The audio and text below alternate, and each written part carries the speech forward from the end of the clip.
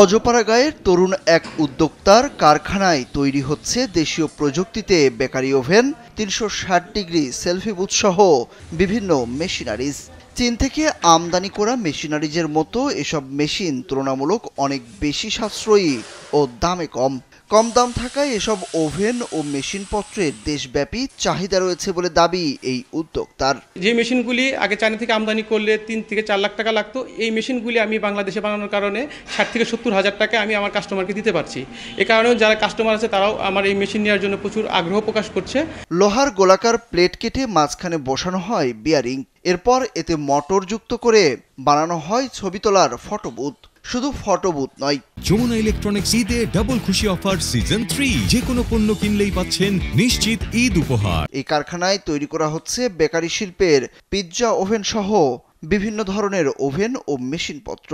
আগে যেখানে একটি ডেক ওভেন চীন থেকে আমদানি করা হলে ৩ থেকে ৪ লাখ টাকা লাগতো, সেখানে ম্যাট অটোমেশনে তৈরি করা হচ্ছে ৬০ থেকে ৭০ হাজার টাকায়।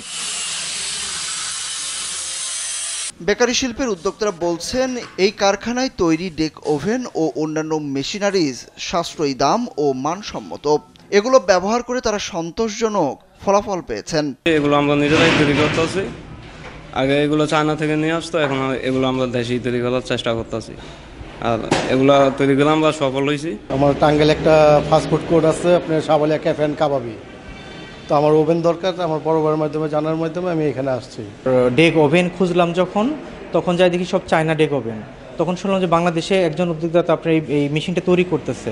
পরে ওনারা ওখানে খোঁজ নিয়ে দেখি যে সেম চায়নার মতোই ওভেনটা অনেক দাম কম।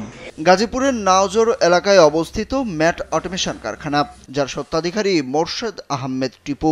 তিনি জানান, চীন থেকে আগে পিৎজার জন্য ডেক ওভেন সহ বেকারি শিল্পের বিভিন্ন মেশিন ও সেলফি বুথ আমদানি করা হতো, যেখানে দাম ছিল তুলনামূলক অনেক বেশি।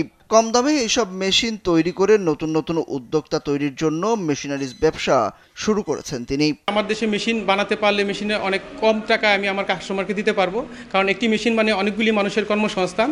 তো সেই লক্ষ্যে আমি আমাদের দেশে মেশিন বানানোর চেষ্টা করি।